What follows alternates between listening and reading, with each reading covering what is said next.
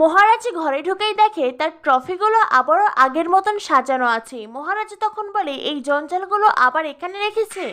এই বলে মহারাজ ট্রফিগুলোকে আবারও ফেলে দিতে চায়।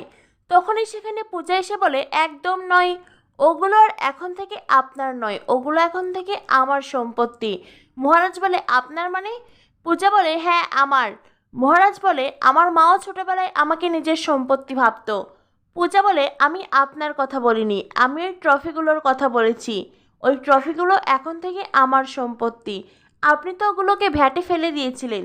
আপনার কাছে তো নিজের মেধা, নিজের শ্রমের কোনো প্রয়োজন নেই, তাই এখন থেকে ওই জিনিসগুলো আমার। আর আপনি আমার জিনিসে হাত দেওয়ার একদম চেষ্টা করবেন না। মহারাজ তখন চেয়ারে বসে পড়ে আর মন খারাপ করে ভাবতে থাকে। এরপরেই মহারাজ মনে মনে বলে, আমাকে কেউই চায় না। তখনই মহারাজ ভাবে, এ কি, পূজা আমাকে চাইলো কি চাইলো না তাতে আমার কি যায় আসে? আমি তো নিজে ওকে গলার কাটা মনে করি। তখনই পূজা মহারাজকে বলে, আমি জানি আপনি কি ভাবছেন। এই বলে পূজা ড্রয়ার থেকে 3টে মদের বোতল বের করে আর তারপরেই সেগুলো মহারাজের সামনে রাখে। মহারাজের তো চোখ মুখ চকচক করে ওঠে। মহারাজ বলে, এ কি, এগুলো আপনি আমার নাকের ডগায় রেখে দিয়েছিলেন? পূজা বলে, এখন ভাবুন, এগুলো আপনি পেটে দেবেন নাকি ভ্যাটে দেবেন?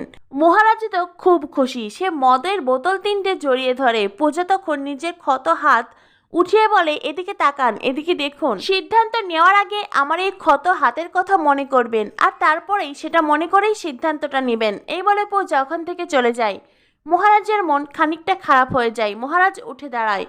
এরপরেই মহারাজ মনে মনে বলতে থাকে, আপনি আর বেশি দিন এই বাড়িতে থাকবেন না। আমার স্বভাব আপনাকে এই বাড়িতে টিকতে দেবে না। আমি জানি আপনি হয়তো খুব তাড়াতাড়ি এই বাড়ি থেকে চলে যাবেন, তবে আপনি চলে যাওয়ার পরে আপনার এই চ্যাটাং চ্যাটাং কথাগুলো আমি খুব মিস করব ঝগড়ুটি।